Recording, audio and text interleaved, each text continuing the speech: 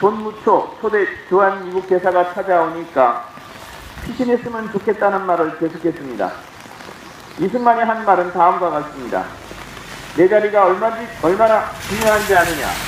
내가 없으면 이 나라가 큰일 난다. 이 말을 들은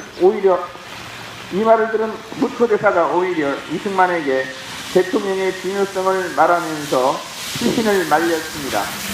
무초 대사는 다음처럼 말했습니다. 대통령, 당신이 피신하면 군대는 붕괴한다. 모든 방어 능력을 상실한다. 당신이 자리를 지켜야 한다. 우리가 당신을 보호하겠다. 이렇게 무초 대사는 이승만을 설득했고 이승만은 설득이 되어 그날은 피신하지 않았습니다. 참 부끄러운 역사입니다. 이렇게 전쟁 첫날이 지나고 이틀째가 되었습니다. 그러니까 6월 26일은 월요일이니까 제대로 된 국무회의를 열고 대책을 세웠어야 했습니다. 또한 상황을 정확히 알리는 방송이라도 하는 것이 정상입니다. 1941년 12월 7일 일본이 진주만에 기습을 했을 때 미국의 루즈벨트 대통령은 즉각 미국 대통령을 단결하게 하는 명연설을 했습니다. 우리도 마찬가지로 전쟁이 발생하면 대통령은 국가원수로서 백성들에게 어떻게 대비해야 한다. 정부는 어떻게 하겠다. 이처럼 중요한 설명을 즉각 했어야 함에도 이승만은 아무 말도 하지 않았던 것입니다. 기록에 의하면 국회가 오히려 2월 26일 밤에 심야회의에서 수도사수 계획을 세웠습니다. 그런데 같은 시간에 열린 비상국무회의에서는 수원 편도 결정을 내려버립니다. 국회는 수도사수 계획을 세워서 결사항전에 나서는데 이승만은 늦게 열린 국무회의에서 수도를 수원으로 옮기는 결정을 내리는 것입니다. 이것이 이승만의 결정이었습니다. 이런 결정을 내린 사람을 건국의 아버지라고 띄어세우는 세력들이 버젓이 활개치는 세상이 지금 우리나라입니다. 이렇게 전쟁 이틀째 날에 수도 결정 이전이 내려지고 전쟁 3일째가 되었습니다. 6월 27일 이승만은 새벽 3시경에 서울역에 비상열차를 세워놓고 거기 타버렸습니다. 국회나 장관이나 군지휘에 누구도 서울을 떠난다는 말 없이 혼자 열차를 타버렸습니다. 오직 기서진에게만 말을 하고 그 열차를 타고 대구까지 내려갔다가 너무 멀리 갔다고 생각했는지 다시 대전으로 올라왔습니다. 이때 백성들은 대통령이나 정부로서 아무런 말도 듣지 못했습니다. 전쟁 발생 이틀째였습니다. 이승만은 거기에서 방송국 책임자를 불러 자기 말을 전국 방송으로 내보내게 했습니다. 거기에서 그 유명한 거짓말을 녹음하게 됩니다. 내용은 다음과 같습니다. 우리가 이기고 있으니 안심하고 있어라. 이게 그 유명한 거짓말 방송입니다. 자신은 대구를 거쳐 대전까지 도망가 있으면서 백성들에게는 전쟁에서 우리가 얘기가 있다고 했습니다. 그 유명한 거짓말 방송을 6월 27일 밤 10시에서 12시 사이에 몇 차례 내보내는 것입니다. 하지만 그 시간에 이미 북쪽 군사들은 서울의 미아리까지 내려와 있었습니다. 방송국에서 오죽하면 이 방송 이대로 안 된다고 해서 27일 자정쯤 꺼버렸습니다. 전쟁 발생 후 처음으로 나간 대통령의 방송을 방송국에서 꺼버리는 사태가 난 것입니다. 이승만은 이처럼 무책임했습니다. 이처럼 대통령의 자리란 굉장히 중요한 자리입니다. 작년 봄 세월호가 침몰할 때 박근혜의 행방이 6시간 동안 오리무중이었던 상황을 두고 말이 많은 것은 바로 이처럼 역사적 경험이 있기 때문입니다. 대통령은 바로 비상국무회의를 소집해서 대책을 세워야 하는 것입니다. 내각과 백성들에게 어떤 조치를 취해야 하는 것, 바로 그것이 대통령의 역할입니다.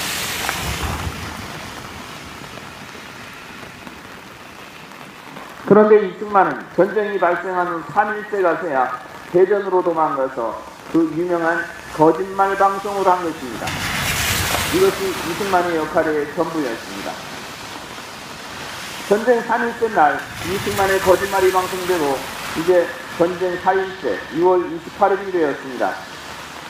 그런데 이승만의 목소리도 거짓말이 나간 후에 30분이 지난 6월 28일 새벽 2시 30분 한강다리가 폭발됩니다. 이것 때문에 수많은 사람이 피난을 못 가게 되었고 북쪽의 군대에게 엄청난 고통을 당했습니다. 그런데 이승만은 대전에 가서 비상국무회의를 주재하다가 7월 1일에 또다시 피신했습니다. 방송으로는 우리가 이기가 있다고 거짓말을 하고 자신은 부지런히 도망을 다녔습니다. 이것이 전쟁 발생 4일째까지 이승만의 취한 태도입니다. 전쟁 4일째 한국의 갑은 이렇게 도망다닌 것이 전부입니다. 한국 전쟁 때부터 갑질은 이처럼 시작됐고 이것이 갑의 역사입니다. 우리가 알고 있는 창세기와는 전혀 다르죠. 그런데 기록에 의하면 대전이 함락된 건 7월 20일이었습니다. 그러니까 적어도 7월 10일 이전까지는 그렇게 위태롭지 않았던 것입니다.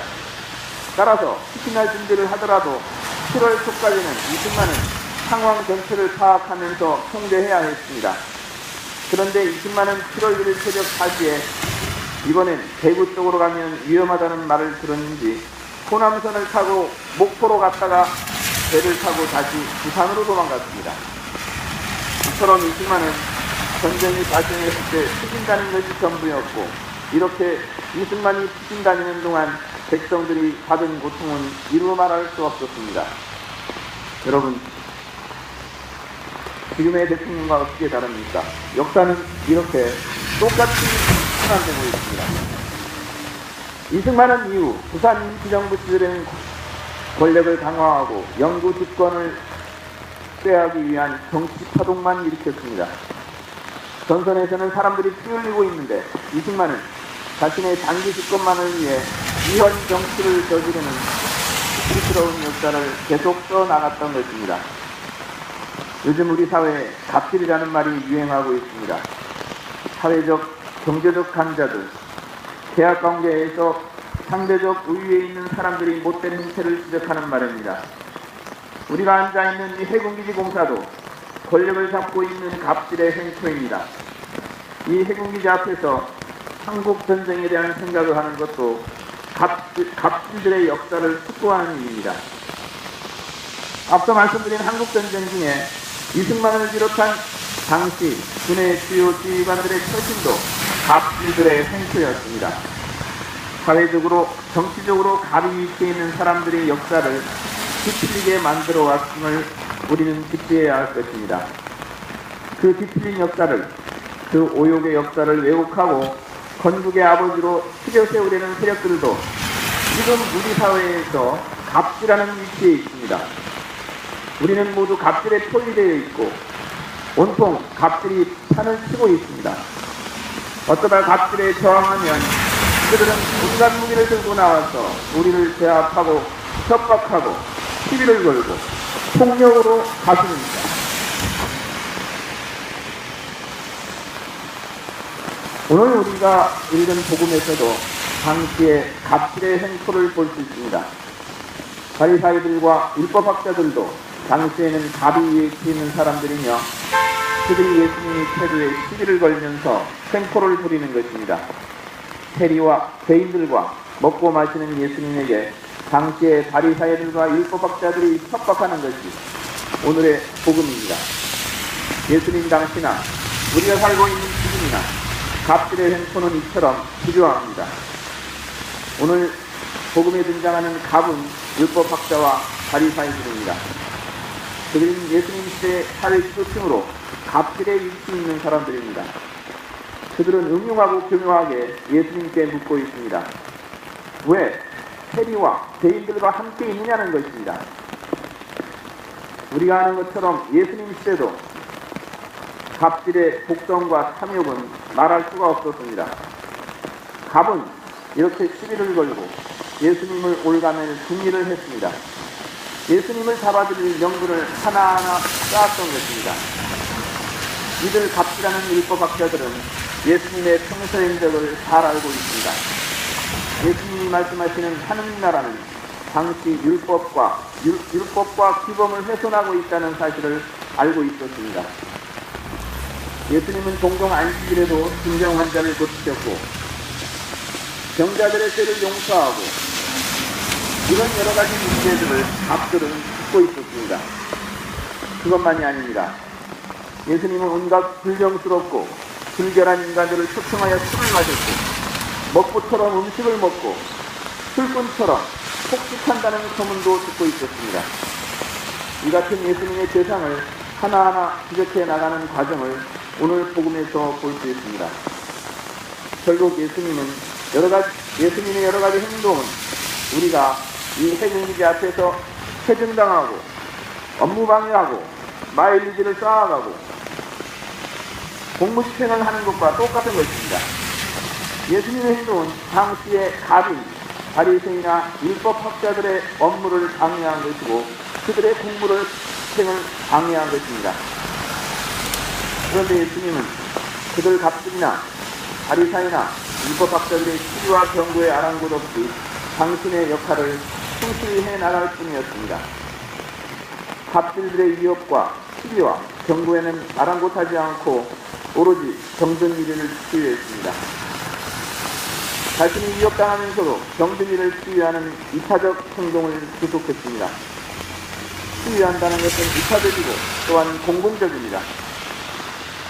예수님은 갑들의 시기에 건강한 이들에게는 의사가 필요하지 않으나 병든 이들에게는 의사가 필요하다. 나는 의인이 아니라 죄인을 해결시키러 왔다고 대답했습니다. 저는 예수님의 이 답변에서 공공성과 이타성을 봅니다.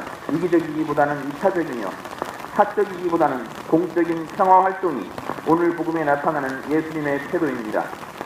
물론 예수님이 이타적이고 공공적 삶의 최후는 죽음이었습니다. 예수님은 그 죽음도 받아들였습니다.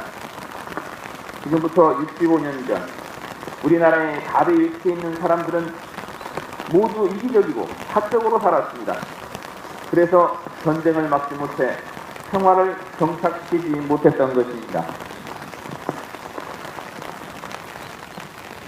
일제 30년 갑질에서 고통을 받았던 우리가 일제가 물러가면 그 고통에서 벗어나는 줄 알았지만 일본 제국주의와는 또 다른 갑으로 등장한 미국과 그 대리인 이승만, 소련과 그 대리인 김일성에 의해 분단 사태로 빠지고 억울하고 분통한 역사를 살고 있습니다.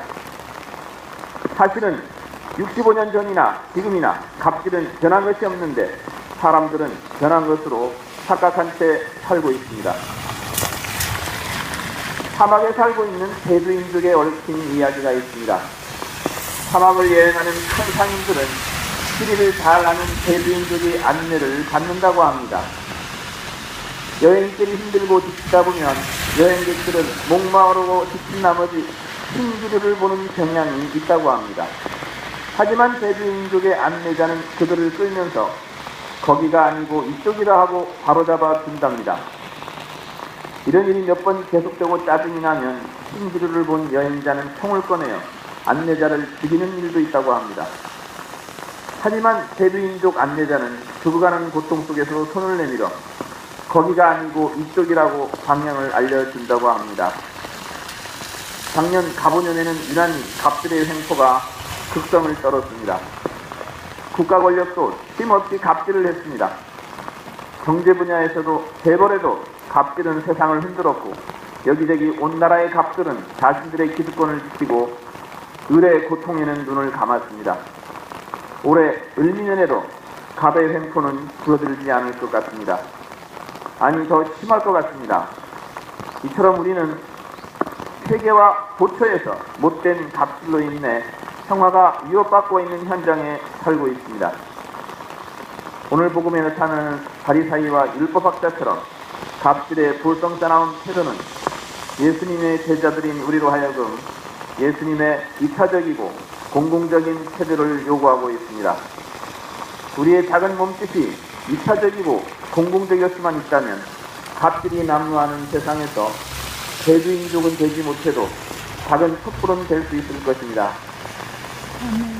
오늘 복음에 나오는 예수님의 행동에서 용기를 얻고 갑질의 횡포에 대응하는 2015년이 되었으면 좋겠습니다.